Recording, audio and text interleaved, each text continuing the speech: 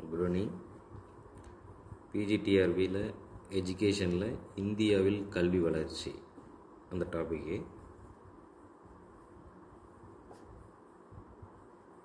இந்தியாவில் கல்வி வளர்ச்சி. ஸோ ஆரம்ப கட்டத்துலேருந்து இந்தியாவில் எப்படியெல்லாம் கல்வி வளர்ச்சி ஆச்சு அப்படின்னு சொல்லி பார்க்கலாம்.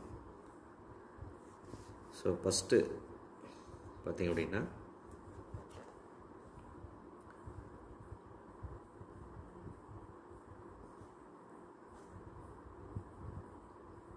ஆயிரத்தி எட்நூற்றி முப்பத்தி அஞ்சில்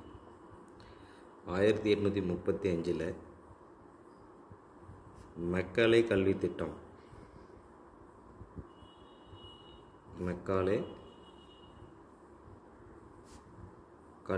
வந்தாங்க. மெக்காலே கல்வி திட்டம் வந்தது 1835 மெக்காலே கல்வி திட்டம். அதனைத் தொடர்ந்து 1854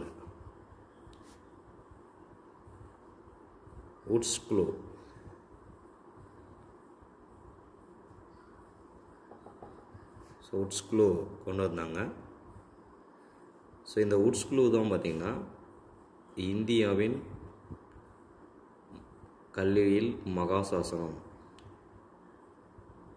இந்திய கல்வியில்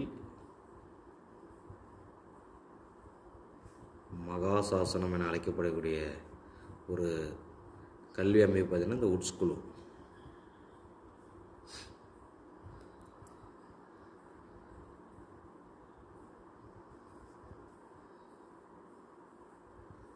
இந்தியாவில் மகாசாசனம் 1854 உட்ஸ்க்ளோ கொண்டு வந்தாங்க. இதைத் தொடர்ந்து 1882 அண்டர் கமிஷன்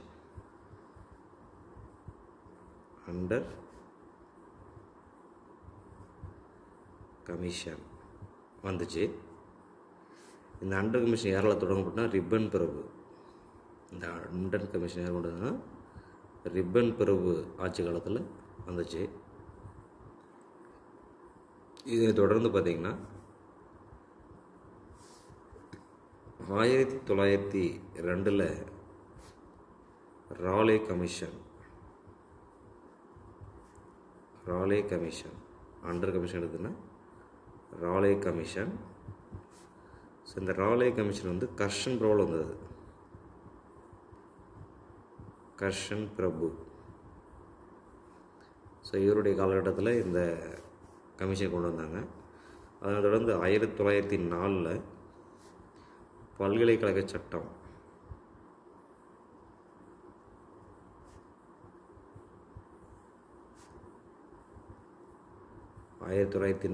பல்கலைக்கழக சட்டம் கொண்டு வந்தது. அதை தொடர்ந்து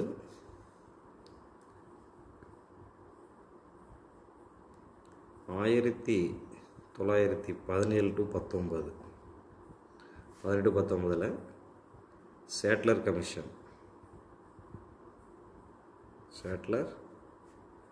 கமிஷன் வந்துச்சு. இது யாரால் உருவாக்கப்படுதுன்னா சேம்ஸ் போர்டு. இதை உருவாக்கிய யாருன்னா சேம்ஸ் போர்டு.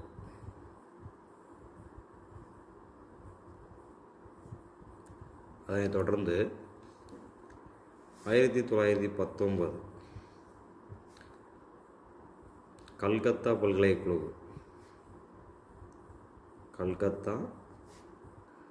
பல்கலைக்கழக குழு.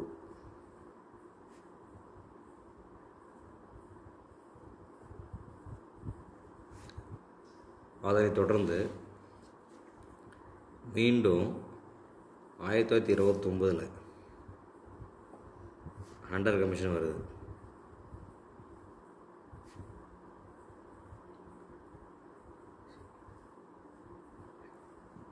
அதனைத் தொடர்ந்து 1937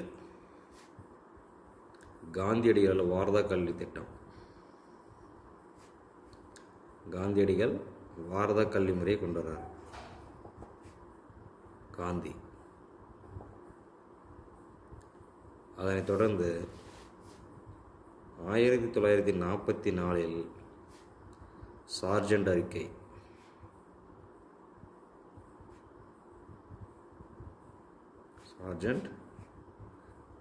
வருது.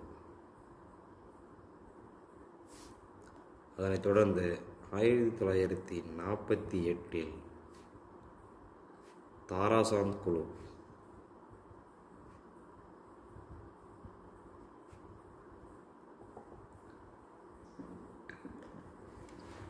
அதனைத் தொடர்ந்து 1948 டாக்டர் ராதாகிருஷ்ணன் கல்விக்குழு வருது.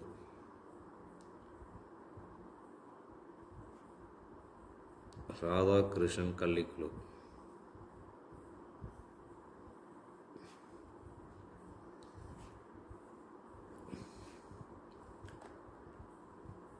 அதனைத் தொடர்ந்து 1949 ஆச்சாரிய நரேந்திர கல்விக்குழு. ஆச்சாரியா நரேந்திர கல்விக்குழு.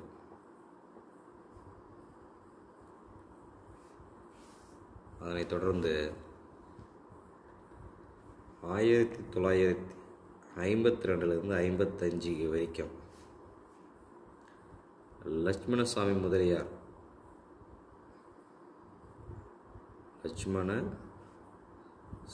முதலியார் கல்விக்குழு.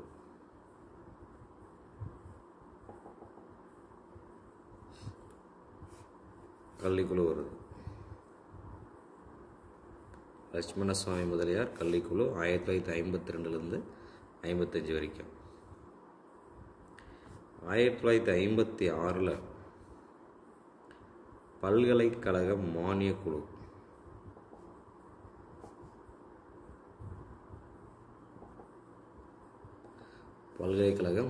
குழு. அதனைத் தொடர்ந்து 1962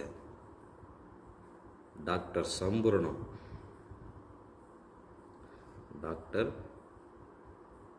சம்பூர்ணநாத் கல்விக்குழு.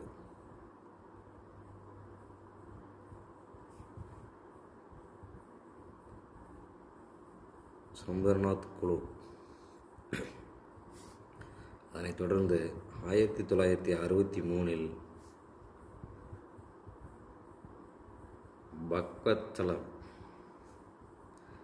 பக்தவச்சலம் குழு. அதனைத் தொடர்ந்து 1964 ஜூன் 20 கோத்தாரி கமிஷன். கோத்தாரி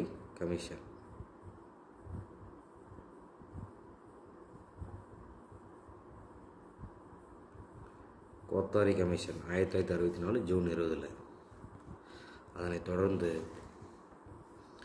1972 பன்னாட்டு குழு.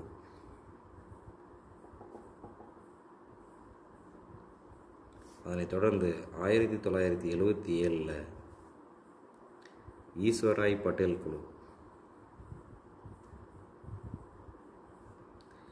ஈஸ்வரபாய் பட்டேல் குழு. ஸோ இவங்க தான் இந்த social useful product SVPW introduce பண்ணுறாங்க. இந்த ஹையர் செகண்டரியில் SVPW இன்ட்ரடியூஸ் பண்ண குழு யாருன்னா ஈஸ்வராய் பட்டேல் குழு. சமுதாய பயனுள்ள சேவைகள் சோசியல் யூஸ்ஃபுல் ப்ராடக்ட் ஒர்க்ஸ். 1978 ஆதிசேஷய கல்விக்குழு.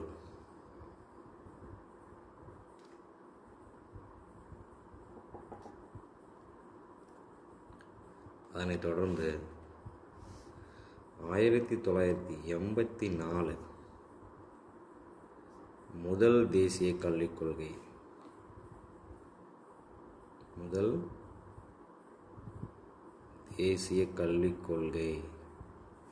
இப்போ இருக்கிற NEP மாதிரி அப்போ ஃபஸ்ட் டைம் இதுதான் கொண்டு வராங்க. National education policy first time அதனைத் தொடர்ந்து 1986 முதல் தேசிய கல்விக் கொள்கை பேர் மாற்றுறாங்க. தேசிய கல்விக் கொள்கை, தேசிய கல்விக் கொள்கை. ஸோ இதுதான் நம்முடைய பழைய பிஎட்டில் இருக்கக்கூடிய போர்ஷன்ஸ் வைக்கலாம். அது இப்போ இதுலேயே என்ன பண்ணுறாங்கன்னா நியூ எஜுகேஷன் பாலிசியை ஆட் பண்ணிக்கோங்க. ஓகேவா? ஸோ இதில் இருக்கிற இயரெல்லாம் நீங்கள் ஞாபகம் வச்சுட்டிங்கன்னா இதில் பெரும்பாலும் பார்த்தீங்கன்னா பழைய கொஸ்டினில் ஈஸ்வராய் பட்டேல் குழு, பல்கலைக்கழக மானிய குழு, தாராசாந்து குழு, சார்ஜென்ட் அறிக்கை, அண்டர் கமிஷன், குட்ஸ் குழு, மக்களை கல்வி திட்டம், இது எல்லாமே கேட்டுக்கிறாங்க. ஸோ இது அப்படியே ஒரு முறை ரீகால் பண்ணிட்டீங்க அப்படின்னா இந்த இயர் பேஸில் ஏதாவது மேட்ச் ஷீட் கொடுத்தா நம்மளுக்கு கண்டுபிடிக்கிறது யூஸ் ஆகும். கண்டிப்பாக மேட்ச் ஷீட்டில் இந்த மாதிரி கொஷின் கேட்கறது வாய்ப்பு இருக்குது. ஃபாலோ பண்ணுங்கள். தேங்க்யூ.